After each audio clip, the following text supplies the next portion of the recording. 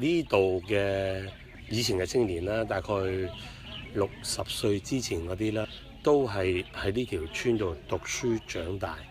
素來咧都係靠海同埋呢個耕種為生嘅漁民咁樣咯，都好即係屬於專業，即係好職業㗎，都冇咩其他㗎。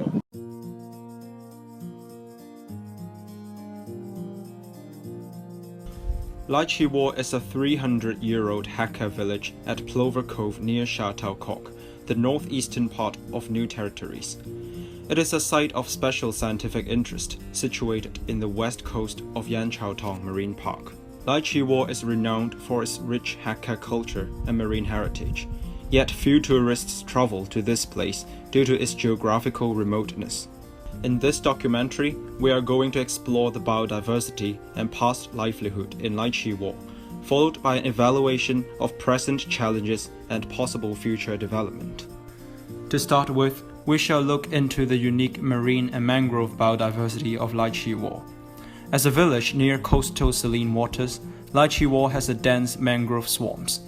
It is common to find Daris trifoliata grows through tall Heritiera littoralis. Jean Pen, representative of the HongKongWildlife.net, explained more. 咁我哋而家見到就係荔雕村出邊嘅一個紅樹林啦。咁呢啲鹹淡水交界就特別適應一啲某啲嘅生物嘅。咁例如我哋呢度見到嘅紅樹，另外啲常見啲嘅生物啦，招潮蟹或者彈塗魚咧，都會喺呢啲潮間帶嗰度生活嘅。咁例如我哋後邊見到矮身啲嗰啲咧，嗰啲其實香港都最常見嘅一種紅樹叫做秋茄，咁我哋又或者叫水筆仔啦。咁另外啦，比較出名嘅荔枝窩咁就係一個銀葉樹。咁荔枝窩可以揾到都幾百棵嘅比較大型嘅銀葉樹咧，咁香港都比較少見嘅。咁點解我哋叫紅樹咧？因為以前嘅人咧，其實會將紅樹嘅汁液咧就會攞嚟染布嘅。咁我哋呢度揾到一個品種咧，咁嗰種嘅汁液就紅色，嗰隻叫木欖。咁香港都比較少見，咁荔枝窩都可以見到。Apart from mangrove ecosystem, Laichiwo hosts the largest seagrass bed in Hong Kong, accounting for more than 2 hectares. It serves as food and shelter for marine organisms, as well as helps stabilizing the sediments. Hence, seagrass is important for coastal ecosystem. 香港最大嘅一個泛面積嘅海草床。呢度嘅海草啦，咁個名叫做矮大鹽藻，係啦。海草都係生活喺一啲鹹淡水交界啦，咁可能對於一啲水嘅鹽度啦、海水嘅溫度啦都好敏感嘅，所以唔係周圍都會揾到海草咯。Laichiwo has a beautiful and unique marine ecosystem. How did people make a living in the past? Dated back to 300 years ago, Laichiwo was the home of Tan and Wong Hakka families. Villagers mostly rely on the sea and land to survive. Upon interviewing several villagers, it was found that fishing, farming, and harvesting escargots were the common activities in the past. 我哋叫執螺，我哋而家叫石頭螺。呢度梗係咯，我哋比較多執石頭螺喺泥地度退潮嗰陣時候咯。我啲舅父英國翻嚟嘅時候咧，喺 summer night 咧，真係出去灘邊水魚塘嗰頭咧，都隻幾螺收穫翻嚟啦。有墨魚，有牙帶魚，有蟹多，主要蟹多。咁你話漁夫嗰啲咧，我細個已經佢哋冇做噶啦，但係我知道佢哋有嘅，自己做漁夫嗰啲。我想問下你哋以前荔枝窩嘅生活係點樣㗎？生活咪耕田咯。我哋以前咧都係耕田為食嘅啦嘛，冇人出門口，以前好少人出門口，冇嘢做噶嘛，咁咪耕田咯。話年你咪有水菜去割咁咪割得嚟做餸食咯，執得嚟嗰啲螺啊乜都好啊，就做餸食咯咁咯。咁樣冇嗰啲咪食鹹魚啊，食青菜咯。Since the 1980s, villagers started to move out of Laichiwo and migrated to overseas. School and ferry services were suspended. According to the villagers, many marine creatures such as clams, sea snail, and starfish have vanished. Fishing activities have also stopped. 係啊，以前好熱鬧㗎。以前我哋即係大家喺屋企嘛，幾條村都嚟呢度生活嘅。自從即係80年代嗰陣時候，已經即係斷，即係殺校啊，即係冇嗰啲人全部移民去咗英國嗰邊啊，咁樣就開始街道就。A As many people were moving out, villagers suspected that was the reason for the significant decline in shellfish population. They believed that fewer human activities resulted in reduction of organic waste, such as feces. Microorganisms like planktons die because of insufficient organic food. Shellfish, which in turn feeds on microorganisms, also die. 即係水產嚟講都好豐富以前。佢水土嘅時候咧，我哋嗰啲工具咧，即係好似一個羹，你屈曲曲地咁嘅整嚟爬咯，爬嗰啲線咧就係喺沙入面嗰度，即刻攞翻嚟可以煮到啊！呢啲嗰啲水好乾淨，佢乜嘢嗰啲海，即係嗰啲海產啊，蝦啊、魚啊、螺啊、蜆啊咁，都好好食，好鮮味㗎。自從即係唔俾嗰啲人去發現咧。係自然真係冇咗，到而家為止真係屬於絕咗㗎啦。即係呢一方面，即係我個人嘅見解啊，可能嗰啲有污染啊、骨水啊，其二咧可能即係冇呢個循環。嗰啲螺蜆咧，佢係要食嗰啲生物㗎嘛，佢唔會刮佢，嗰啲嘢佢唔會即係循環會走出嚟。咁嗰啲魚或者嗰啲蜆冇嘢食，佢咪自然會消失。Lychee War was once a village with unique ecosystem, as well as extensive fishing and clamping activities. Nowadays, as the interaction between the villagers and the marine environment has changed, Lychee War is facing different challenges. From our interviews, we found that rapid industrial growth in Shenzhen Yantian Port is one of the factors affecting fisheries and marine biodiversity in Lychee War. In 2015, Shenzhen ranked third among global container ports. Specifically, the container of Shenzhen Yantian Port was 2,700,000 boxes and a yearly growth of 10%. With close proximity to Lychee War, Yantian Port has significant impact to the local marine biodiversity and fisheries.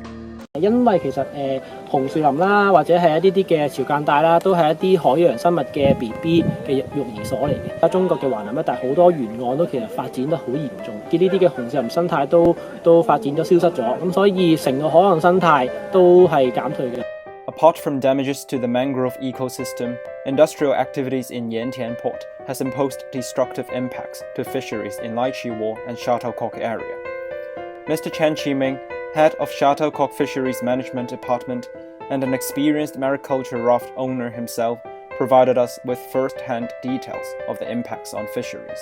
最主要咧，嗰個長期污染咧，嗰個貨櫃碼頭啊，雖然有畫新嗰啲泥沙，但係畫咗啲泥沙咧，以前咧即係佢冇指定嘅地方放嘅，啲承辦公司咧周圍放嘅，所以令到我哋香港呢邊咧越嚟越淺水啦。嗰邊元朗嗰邊咧，以前係沙灘嚟啊嘛，而家佢企泊啊嘛。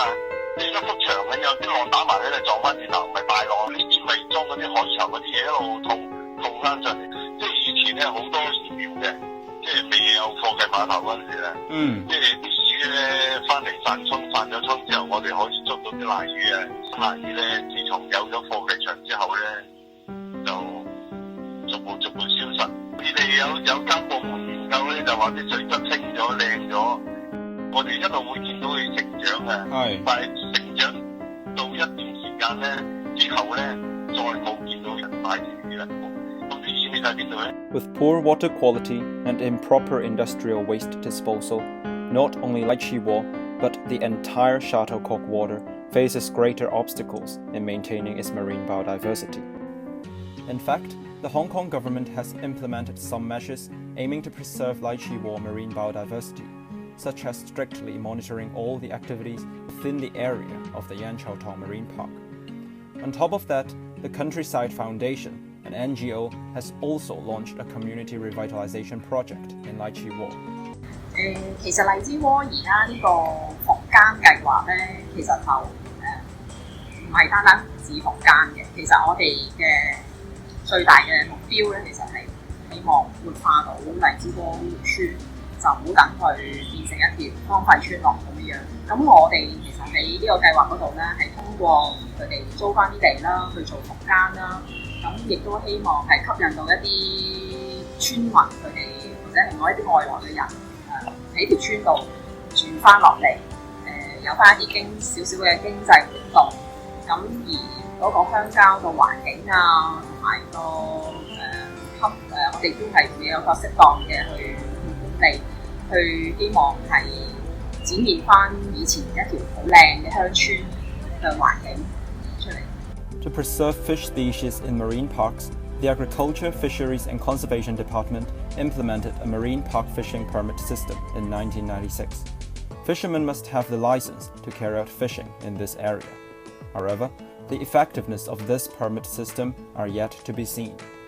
即係你冇牌照，你去滑舷或者執螺啊、釣魚啊，就咩啊？違法啦！因為而家咧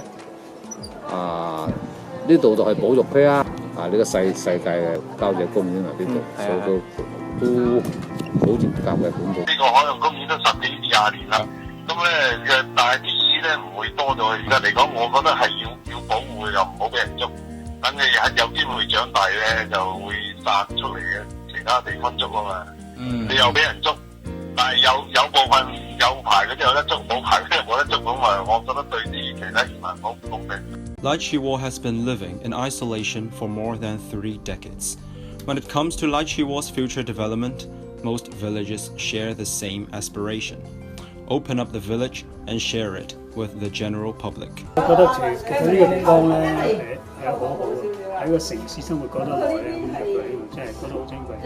咁嚟緊我真係希望多啲人可以入嚟咯，大家分享大自然，唔係一啲個人嘅嘢。呢個旅遊區咯，因為最大問題呢度係已經係保育區嚟嘅，係旅遊嗰方面咧，梗係即係增加多啲啊。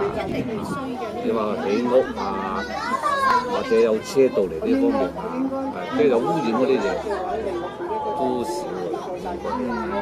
我都希望佢保持到咁樣咯。Chaw, a recommended geopark guide, encouraged more people to visit Lychee War, but she was also worried if the ferry services would disturb the marine environment. 咁其實曾經咧都有擔心過會唔會話有咁大型嘅船嚟到咧，會剷起咗啲即係海底嘅生態啦，或者珊瑚等等。咁所以即係未來會唔會再加開航班咧？咁呢個都係未知之數。To conclude, it is remarkable to see such a close bonding between Lychee War villages and the sea. In the past, villages relied on the sea for survival. Now, the marine ecosystem is gradually deteriorating, and the area has become a marine park. Villages can no longer carry out sea-related activities. So, what does the future hold for Lychee War? Will the marine heritage be preserved or lost forever?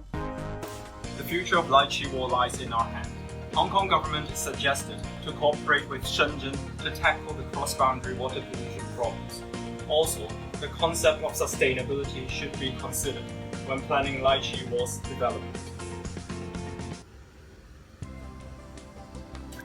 The future of Lychee War in terms of sustainability will largely depends on whether we can revitalize the local economy. It can be achieved by for example, providing services to visitors to visit the Double Haven Marine Park or some other local villages. Through this, they can generate income for the local and incentive for local to stay in the community. For example, visitor could learn about how the local harness the local terrestrial and marine resources to sustain the community for 400 years. But having said that, all these future activities should be within the absorptive capacity of the local system. For example, in terms of wastewater generated, it should not cause impact to the local water quality or causing any irreversible damage to the local ecosystem. Lychee War is one of the few areas in Hong Kong with high ecological and cultural values. To appreciate nature's wonder, perhaps the first step for the general public is to pay a visit to this beautiful village. We hope that this promotes a greater understanding towards Lychee War and to raise awareness on environmental problems.